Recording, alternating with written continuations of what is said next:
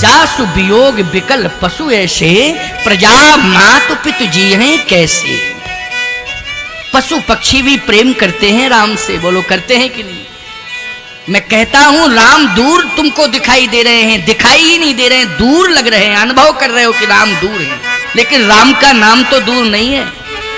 राम का नाम दूर नहीं है, राम दूर है, दिखाई नहीं दे रहे हैं। राम का नाम तुम्हारे पास है, लेकिन तुम पकड़ नहीं रहे हो। राम के नाम को पकड़ लो, इंसान की बात छोड़ो, पशु पक्षी भी तुमसे प्रेम करने लगेंगे। ये रामचरितमानस का डिमडिम नाद है। इंसान की बात छोड़ो, पशु पक्षी भी प्रेम करेंगे। जासु वियोग विकल पशु ऐसे, प्रजा मातु पित जी हैं कैसे। लेकिन भगवान की माया, भगवान ने अपनी माया के कारण उन घोड़ों को आगे बढ़ा दिया। रथ आगे बढ़ रहा है। बार बार सुमंत जी देख रहे हैं, रो रहे हैं, लेकिन भगवान का इशारा है तो रथ आगे बढ़ रहा है। लेकिन विचार ये करना है, राम कथा प्रेमियों, ये विचार करना है कि प्रधानमंत्री को भगवान ने वापस कर दिया। बोलो वापस किया कि नहीं किया। किसे किया? प्रधानमंत्री को। लेकिन प्रसंग ये कह रहा है कि प्रधानमंत्री को वापस किया, लेकिन मजदूर को बुला रहे हैं अपने पास। क्यों? प्रधानमंत्री को दूर कर रहे हैं और मजदूर को बुला रहे हैं। सीधी सी बात यह है कि अभिमान यदि आ गया किसी के जीवन में, तो चाहे प्रधानमंत्री ही क्यों ना हो, भगवान दूर कर देंगे। हाँ। और यदि निराभिमानता आपके जीवन में है, भले आप मजदूर क्यों ना हो, विपन्न क्यों ना हो, आप राम तक नहीं पहुंच पा रहे हैं, लेकिन राम आपको खोजता खोजता आपके पास पहुंच जाएगा। यह प्रमाण मिल रहा है। राम खोजता खोजता आपके पास आ जाएगा। बोलो आ जाएगा कि नहीं। और यही प्रमाण मिला कि नहीं मिला, बोलो भाई। यही प्रमाण इस प्रसंग में मिला है। वो मजदूर बेचारा कहां पहुंचता राम के पास, उसकी औकात क्या, उसकी ताकत क्या, लेकिन राम खोज रहे हैं उसे। कहां है वो निराभिमानी, है कहां, खोज रहे हैं उसे, देख रहे हैं। प्रमाण क्या है? तुलसी जिनके पद पंकज ते, प्रगटी तटनी जो हरे अघ गाढ़े, ते प्रभु या सरिता तरवे को, मांगत नाव करारे हुए ठाणे। भगवान गंगा के किनारे जो मिट्टी का ढेर था, पहाड़ था, करार थी, उस पर चढ़ गए और चढ़ गए और खोज रहे हैं केवट कहां है, मजदूर केवट है कहां, उसको खोज रहे हैं। आप कल्पना करिए साथ में हमारे सेवक हों और हम स्वयं खोजते फिरें, व्यवस्था देखते फिरें। बोलो भाई, तो ये अफसोस की बात है कि नहीं? अफसोस की बात है। सेवक जब साथ में है तो सेवकों का काम है ये सब खोजने का, ताकने का, व्यवस्था बनाने का काम सेवकों का। लेकिन लक्ष्मण जैसा सेवक जो सेवा का संकल्प लेके आया है, भगवान ने लक्ष्मण को आदेशित नहीं किया। और लक्ष्मण जी ने प्रयास किया तो भगवान ने रोक दिया कि तुम्हारा प्रयास निरर्थक चला जाएगा, व्यर्थ चला जाएगा, इसलिए प्रयास मत करो, मैं स्वयं खोजूंगा। तो बोलो भाई, लक्ष्मण को भेजा केवट की तलाश के लिए कि स्वयं तलाश कर रहे हैं? बोलो, स्वयं तलाश कर रहे हैं कि नहीं कर रहे हैं? अच्छा भाई, सुमंत जी को वापस किसने भेजा है? भगवान राम ने। और केवट को खोज करके अपने पास किसने बुलाया है? प्रभु राम ने बुलाया है। सुमंत जी प्रधानमंत्री हैं और केवट मजदूर है। केवट क्या है? मजदूर। बहुत काल हम कीन मजूरी, आज दीन विधि बन भल पूरी, बहुत काल हम कीन मजूरी। अच्छा बोलो भाई, प्रमाण मिल गया कि नहीं मिल गया? मैं मजूरी करता हूं, केवट स्वयं कह रहा है मैं मजूरी करता हूं। मजूरी मानी मजदूर, अपने आप को घोषित कर रहा है कि मैं मजदूर हूं, मजूरी करता हूं। सावधान, भगवान तलाश रहे हैं, मांगत ना हो। सारी दुनिया भगवान से मांगती है, लेकिन आज भगवान भक्त केवट से मांग रहे हैं। बोलो मांग रहे हैं कि नहीं मांग रहे हैं? दाता एक राम, भिखारी सारी दुनिया। लेकिन गोस्वामी जी कह रहे हैं, गीतावली, कवितावली, तुलसी जिनके पद पंकज ते, प्रगति तटनी जो हरे यघ गाढ़े, उत्ते प्रभु या सरिता तरवे को, मांगत नाव करारे हुई ठाणे। भगवान स्वयं नाव मांग रहे, भैया केवट आ जाओ आ जाओ आ जाओ। और याद रखना केवट कहता क्या है, अभिमान नहीं है ये। ऐसा मत मानना कि केवट में अभिमान है इसलिए अकड़ मकड़ रहा, ना ना ना, ऐसा नहीं है। केवट कहता क्या है, केवट ये कहता है कि आप मुझे क्यों बुला रहे हैं। भगवान ने कहा मुझे पार जाना है इसलिए मुझे गंगा पार कर दो। तो केवट कहता है कोई जरूरी नहीं है कि आप नाव में बैठ के ही पार जाओ। क्यों भाई, जब नदी पार करनी है तो नाव की तो जरूरत ही पड़ेगी। केवट कहता है मैं इस मर्म को जानता हूं, जिस घाट पर आप खड़े हो वहां गहराई है, एक ऊपर घाट है वहां गहराई है ही नहीं, कमर कमर से जल है, आराम से पार हो जाओगे। नाव आओ की जरूरत ही नहीं है, क्यों परेशान हो रहे हो। यही घाट ते थोड़े की दूरी है, तुलसीदास जी कह रहे हैं भाई, यही घाट ते थोड़े की दूरी है, कटिलो जल थाहे दिखाइयो जू। यही घाट ते थोड़े दूरी है, कटिलो जल कटिलो जल थाहे दिखाइयो जू, कटिलो जल। यही घाट ते थोड़े दूर है, कटिलो जल, कमर कमर से जल है, आराम से आप पार हो जाओगे, नाव की जरूरत नहीं, नाव के चक्कर में मत पड़ो। अच्छा बोलो भैया, निर्मल अंतःकरण वाला है कि नहीं? नहीं तो धंधा करने वाले लोग धोखा ज्यादा देते हैं, समझ गए हो कि नहीं? धोखा ज्यादा देते हैं धंधा करने वाले लोग, याद रखना। हाँ देखो भाई, बुरा मत मानना, नहीं तो धंधा करने वाले लोग का महाराज कैसी बात कर रहे हैं, क्यों धोखा देते हैं। आपसे मैं पूछ रहा हूं, नाव चलाता है, अगर सभी यात्रियों को ये मर्म बताने लगे केवट के आगे के घाट से कमर कमर से जल है, नाव की जरूरत नहीं है, वहीं से पार हो जाओ, तो ईमानदारी से बताओ नाव चलेगी उसकी? फिर कैसे गुजारा करेगा, कैसे पेट पालन होगा उसका, सोचो जरा। लेकिन बात तो यह है कि यथार्थ बोल रहा है, वो कह रहा है कि परेशान मत हो, आगे एक घाट है, कमर कमर से जल है, आराम से पार हो जाना। लक्ष्मण जी ने कहा भैया ऐसा है, ये मजदूर तो है लेकिन मूर्ख भी है। भगवान बोले कैसे? कहे देखो तो, कहता है आगे एक घाट है उसमें कमर कमर से जले, या तो ये झूठ बोल रहा है। भगवान बोले ये झूठ नहीं बोल रहा है, सत्य कह रहा है। तो अगर सत्य कह रहा है तो आप इसके चक्कर में क्यों पड़े हो? चलो आगे के घाट से कमर कमर से जल है तो आराम से पार हो जाएंगे, नाव के चक्कर में ही मत पड़ो। भगवान ने कहा लक्ष्मण तुम नहीं जानते हो, अगर घाट पर आ जाए कोई तो उस घाट की मर्यादा रखनी चाहिए, और जिस घाट पर नाव लगी हो उस नाव की भी मर्यादा करनी चाहिए। बोलो करनी चाहिए कि नहीं करनी? ये धर्म कहता है, याद रखना ये परम धर्म है। इसलिए यात्रा तभी सफल होगी, गंगा की मर्यादा तभी सुरक्षित होगी, नाव नाविक की महिमा तभी बढ़ेगी जब उसकी नाव को लोग स्वीकार करें। उस घाट की महिमा तभी बढ़ेगी जब उस घाट की नाव को लोग स्वीकार करें। भगवान श्री राम बोलो सबकी महिमा बढ़ाना चाहते हैं कि नहीं बढ़ाना चाहते हैं? भगवान ने कहा इसलिए ऐसा नहीं है कि कमर कमर से जल है तो हम लोग वहां से पार हो जाएं, नहीं, इसी घाट से जाएंगे, इसी नाव में बैठ के जाएंगे, यहीं से पार होंगे। लक्ष्मण जी ने कहा आपके मन की बात है, केवट जल्दी आओ, नाव ले आओ, मुझे पार करो। केवट कहता देखो हमारा मूड नहीं है ठीक है, मूड ठीक नहीं है। हाँ मूड ठीक नहीं है हमारा। क्यों, क्या बात है? बात यूं ही है, इसलिए आपसे कह रहे हैं आप चक्कर में मत पड़ो, आगे आप चले जाओ, आराम से पार हो जाओ। अच्छा एक दूसरी नाव भी दिखाई दी तो लक्ष्मण जी ने कहा भैया इसकी नाव का चक्कर छोड़ो, एक नाव और है, उस नाव में वाले से बात की जाए। भगवान ने कहा नहीं नहीं नहीं, जिससे मैं बात कर रहा हूं उसी की नाव से पार जाना है। नाव तो बहुत है, नाविक भी बहुत है, लेकिन संबंध जिससे है उससे बात होगी।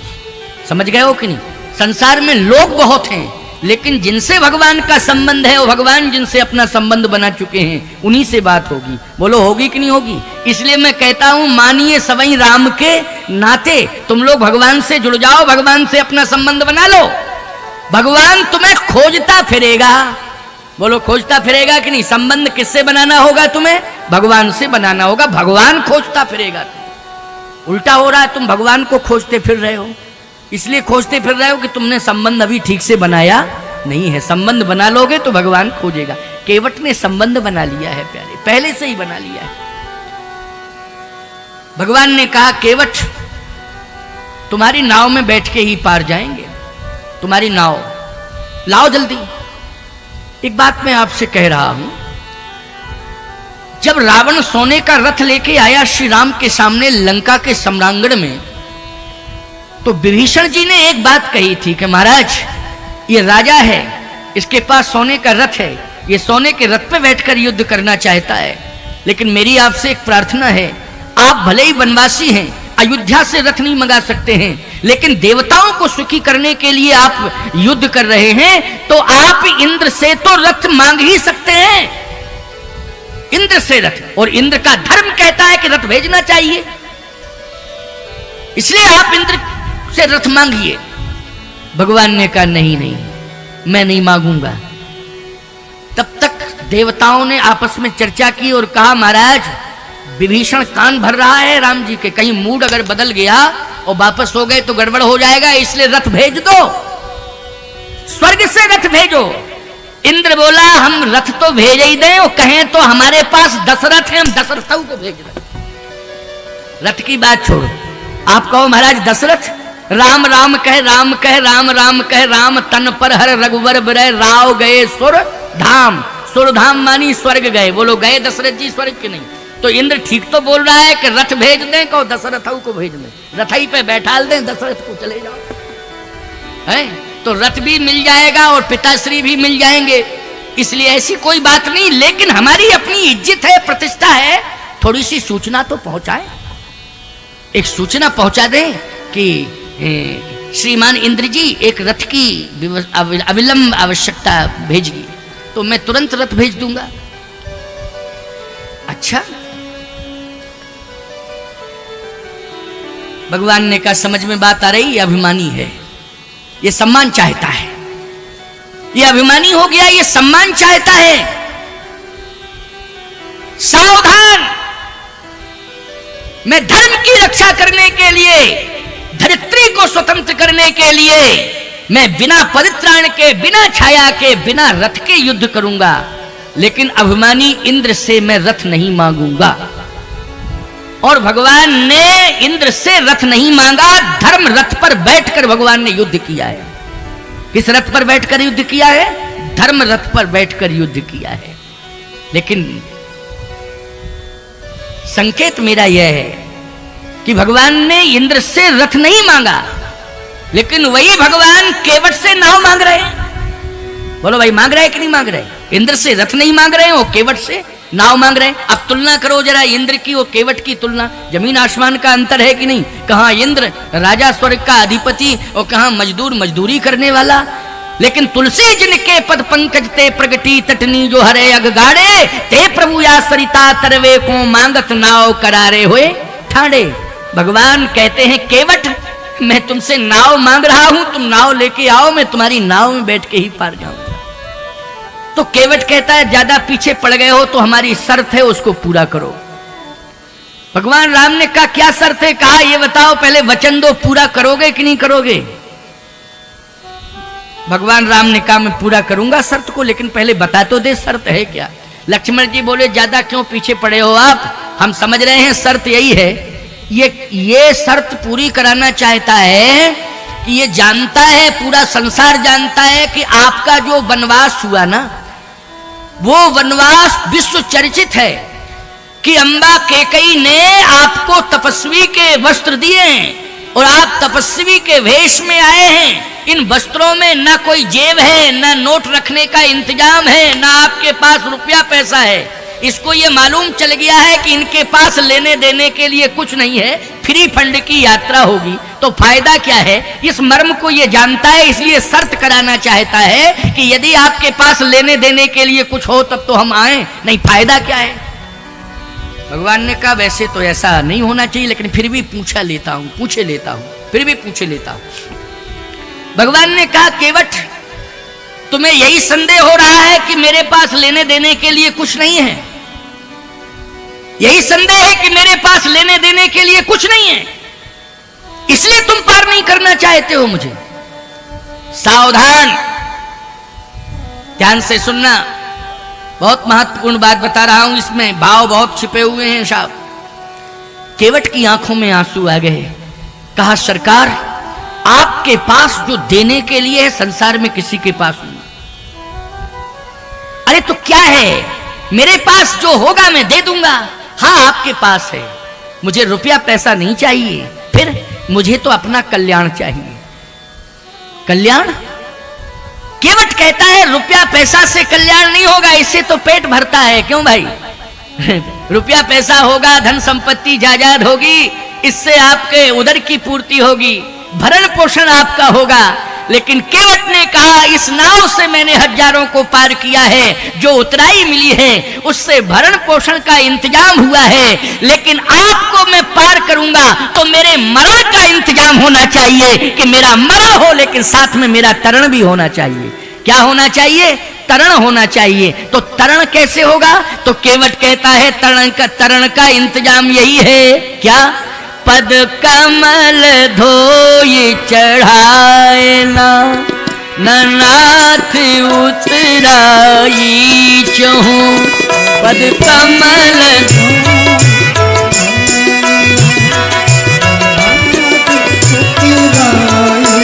चहूं, पद कमल धोई चढ़ाए ना, नाथ उतराई चहूं।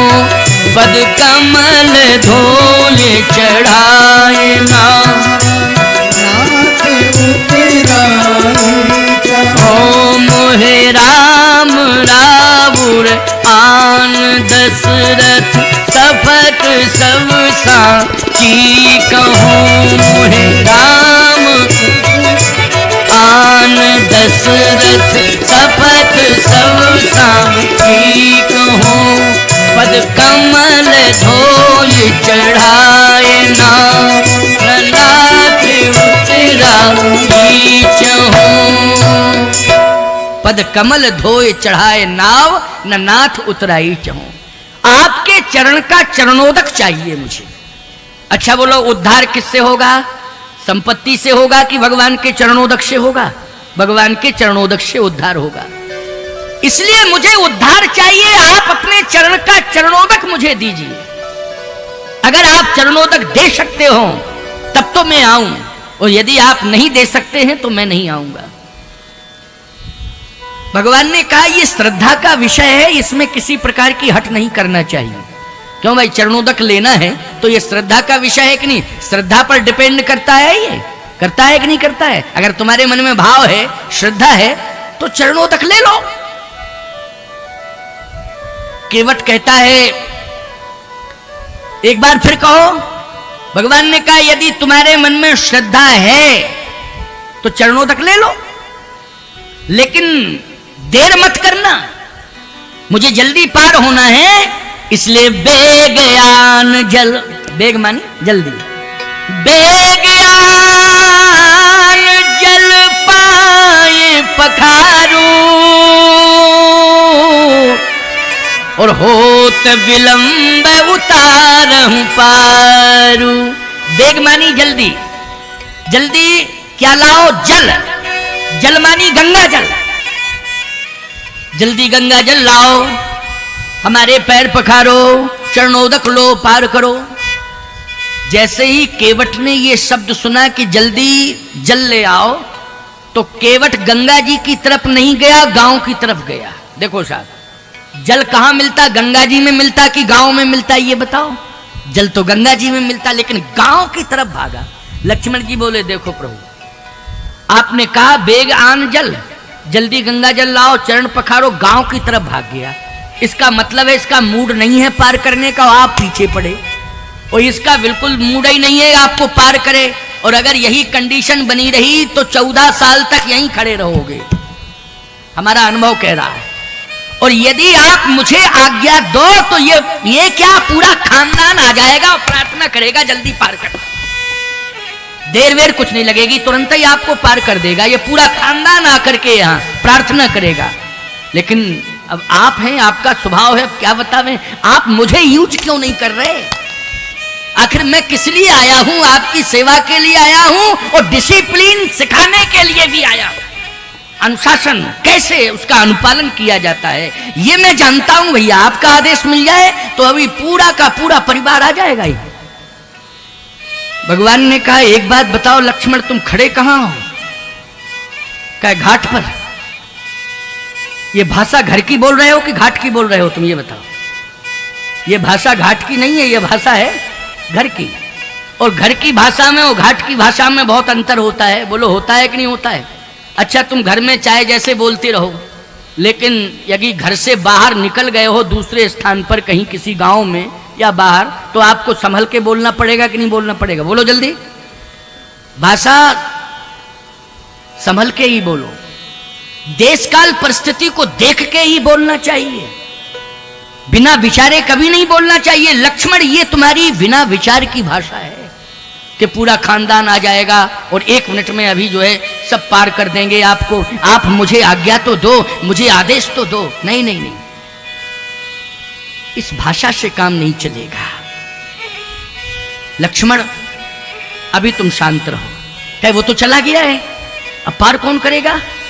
कहे आएगा, पता नहीं कल आवे, परसों आवे, कब आवे, बरसों में आवे, तो इसके मूड की बात है। वो आप जिद कर चुके कि इसी की नाव में बैठ के पार जाऊंगा। भगवान बोले बरसों में नहीं आएगा, परसों भी नहीं आएगा, अभी अभी आएगा। आपका विश्वास बोल रहा, हाँ मेरा विश्वास कह रहा अभी अभी आएगा। और वास्तव में थोड़ी देर बाद एक बड़ा सा कठौता लिए चला आ रहा है। लक्ष्मण जी बोले ये नया आइटम क्या है? भगवान बोले आने तो दो पास में, तब पता लगे कि क्या है, अभी तो दूर से दिखाई दे रहा है। जैसे ही भगवान के सामने वो कठौता हाथ में लेके चला आ रहा था, भगवान के सामने रख दिया, उसमें भरा था पानी। लक्ष्मण जी बोले भैया मेरा दिमाग खराब हो गया। क्यों? गंगा जी समीप में, और ये गांव गया, गांव से पानी भर के लाया, गंगा के किनारे खड़ा है और गंगा के किनारे ही नाव चलाता है, यहीं रहता है। और इसे गंगा जल के लिए आपने आदेश दिया था, लेकिन ये गांव गया, कठौते में पानी भर के ले आया। ये बात मेरी समझ में नहीं आ रही। अच्छा तुलसीदास जी से पूछा क्या ये सत्य है कि पानी भर के लाया? देखो अगर जल है कठौते में तो गंगा जल है, और यदि पानी है तो गंगा जल नहीं है, क्योंकि गंगा जल को पानी नहीं कह सकते आप। यदि पानी आपने गंगा जल को कह दिया तो अपराध लग जाएगा, बहुत बड़ा अपराध है। जैसे आपने शालिग्राम भगवान को पत्थर मान लिया तो अपराध है, तुलसी को हरी घास मान लिया तो अपराध है। ऐसे गंगा जल को, यमुना जल को आपने पानी कह दिया तो फिर ये अपराध है। समझ लेना, पानी नहीं कहा जा सकता है। पानी तो कुएं का पानी है, लेकिन गंगा जी में पानी है नहीं नहीं, यमुना जी में पानी नहीं नहीं, जल है जल।